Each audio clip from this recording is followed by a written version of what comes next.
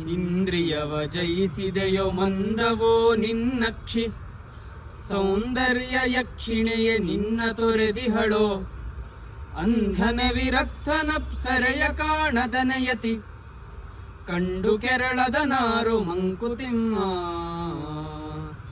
ಈ ಇಂದ್ರಿಯ ನಿಗ್ರಹ ಅಥವಾ ಇಂದ್ರಿಯಗಳನ್ನು ಗೆಲ್ಲಬೇಕು ಅನ್ನೋದನ್ನು ನಾವು ಹೇಳೋದನ್ನು ಕೇಳಿರ್ತೀವಿ. ಆದರೆ ಇದು ನಿಜವಾಗ್ಲೂ ಸಾಧ್ಯನಾ ಅನ್ನೋ ಪ್ರಶ್ನೆಯನ್ನು ಗುಂಡಪ್ಪನವರು ಈ ಕಗ್ಗದಲ್ಲಿ ಕೇಳ್ತಾರೆ. ನೀ ಇಂದ್ರಿಯಗಳನ್ನ ನಿಜವಾಗ್ಲೂ ಗೆಲ್ಲಕ್ಕಾಗತ್ತಾ?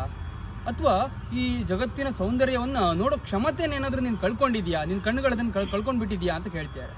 ಹಾಗೆ ಈ ಎಲ್ಲರ ಮನದಲ್ಲೂ ಒಂದು ಈ ಸೌಂದರ್ಯವನ್ನು ನೋಡಿ ಆನಂದ ಪಡೋ ಯಕ್ಷಿಣಿ ಇರ್ತಾಳಂತೆ. ಆ ಯಕ್ಷಿಣಿ ನಿನ್ನ ಮನವನ್ನು ಬಿಟ್ಟು ಏನಾದರೂ ಓಡೋಗ್ಬಿಟ್ಟಿದ್ದಾಳ ಈ ರೀತಿ ಕೇಳ್ತಾಳೆ. ಹಾಗೆ ಒಬ್ಬ ವ್ಯಕ್ತಿಗೆ ಕಣ್ ಕಾಣಲ್ಲ ಅಂದ ತಕ್ಷಣ ಅವನ ಮನಸ್ಸಲ್ಲಿ ಆಸೆನೇ ಇಲ್ಲ ಅಂತ ಏನು ಅರ್ಥ ಅಲ್ಲ ತಾನೆ.